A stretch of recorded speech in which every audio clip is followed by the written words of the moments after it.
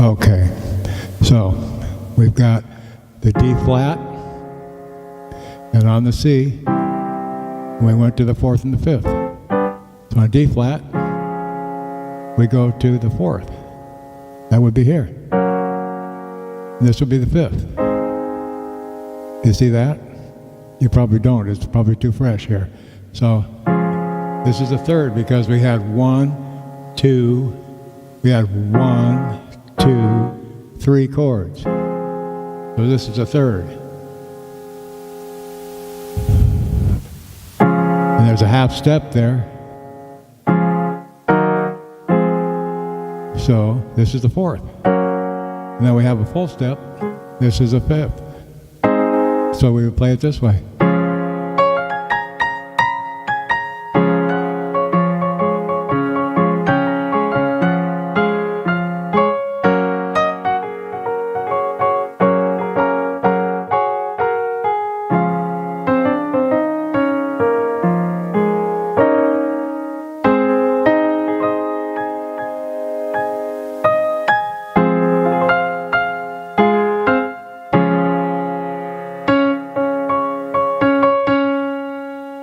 Now we're up to A flat again. So that's the C, the D, the first, the fourth, and the fifth.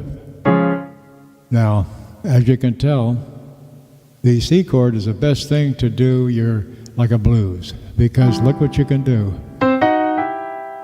Okay, now how are you going to do that with D flat? You can't do it. If you were going to do it, you have to do it this way. It's pretty hard to do. You can't slap on it and slide off, see? I can't come on.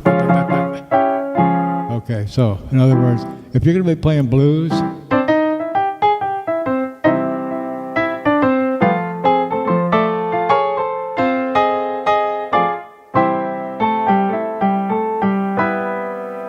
you want to stick down on the key of C, so you can bounce off of these. And the same with R&B, but R&B sounds good in the D flat, where you're up on all the blacks, because you're up here playing all these black keys, see, except for F and the C. So, in other words, you can come up here,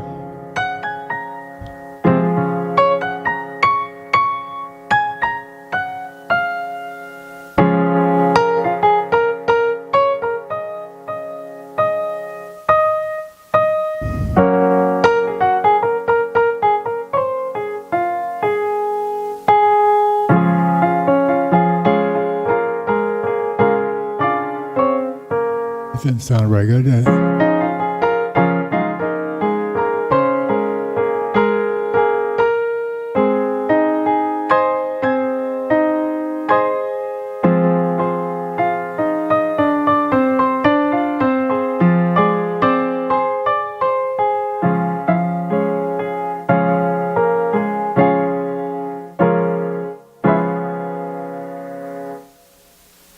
So with your black keys, you're going to have to stick with a song that's more like, what can I say?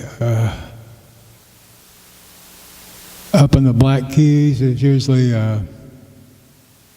jazz. It's also R&B, and that's usually where they usually stand in those jeans. And then we go from there. But as we go on, you'll see you've got other chords down here that we're going to be working on in the future. Now, I want you to start real simple here. Remember when we started with C, we didn't have anything over here. We just had 4/4 and nothing up here. Okay, this has 5 flats. It's real easy. 1, 2, 3, 4, 5. Because we're playing all 5 of these.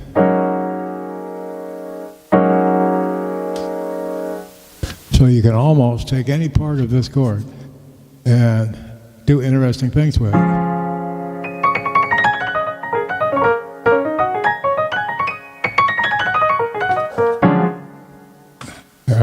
Anyway, but in other words, because we're playing mainly on the black,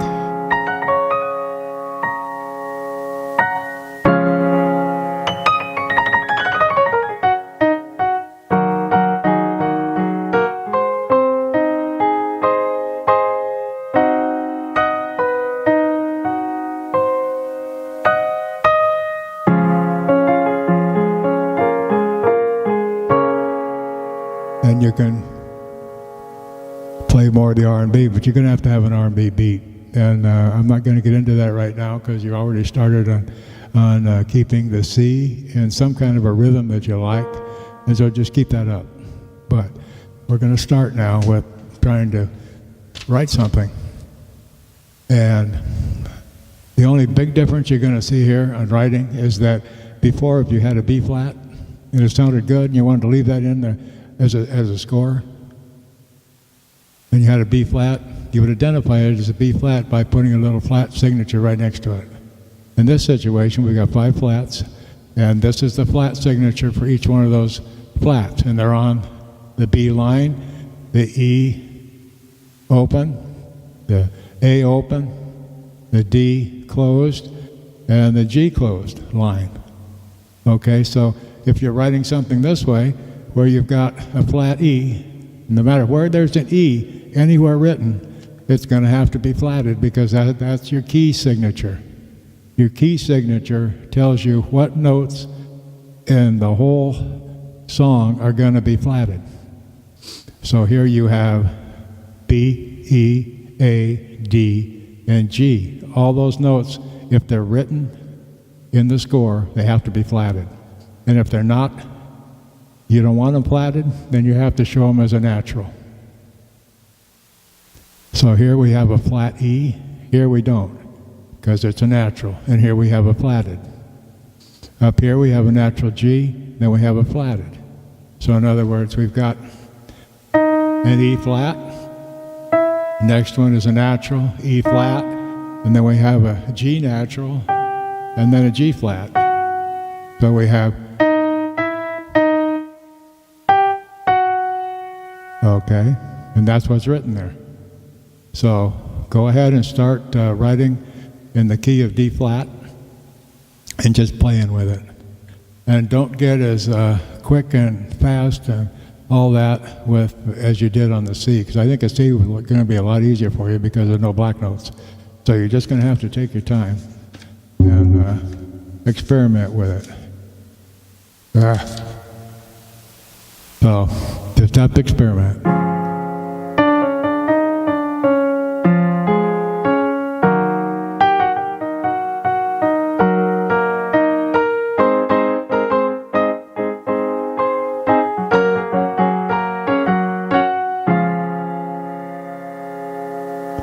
See, when I had nothing going in my brain, I had no problem figuring out where my fingers should go, see? But when I'm trying to figure out where to put my fingers, nothing works. So I have to blank out my head and just say I'm in the key of D flat, and then I can do something.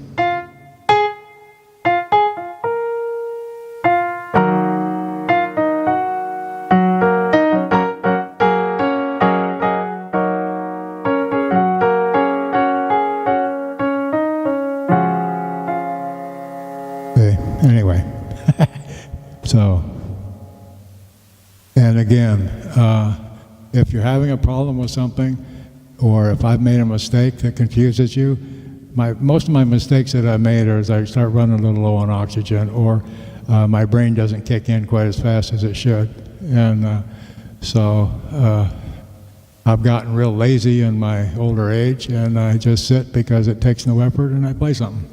And so thinking out how and where that came from and how to do that, sometimes I have to refresh myself and it doesn't come out right. But that's okay, because we're getting through this thing. But the neat thing is you can always say, ooh, did he just screw up? And then figure how I screwed up. And that'll help you always remember what that was. You'll remember that longer than you will the other stuff. Anyway, so look at it positively. I do. And but if you get stuck, please don't hesitate. But you have to subscribe in order to do it. So I would like everybody to subscribe to my channel so it gets active enough so things are happening. So subscribe, and then you can comment, and plus you can go to the playlist that I have on there and actually play what is on that playlist. If you go to the playlist and you're not subscribed and you hit the playlist, you're going to get the first song that's there, and all the rest of them are going to be other songs that other people are collaborating with me on, or ads, and so you don't see what I really put there as a playlist. So give you an example. Say you like a little Fernando type of music, Spanish music, and you'd like to hear some, but you don't want to be interrupted. You just want to push a button and listen to, say, 10 hours. Go to the playlist, and you'll see it down there on Sadness Watching. Okay? 10 hours of music is on there. 10 hours of music is on a couple of the other ones also. And so you have an opportunity to not only listen to one of my songs, but then also get a bonus and listen to 10 hours of music, where if you don't subscribe, you're not able to get into that. So those are the little spiffs I got going on. And remember, there's no charge to any of this. All I'm doing is giving back what I've learned. And I'm at the age now, it feels pretty good to do it. So you're allowing me to feel good about who I am, and I hope that you're doing the same about yourself. And we'll catch up with you next week, and you have a good weekend. And bye-bye.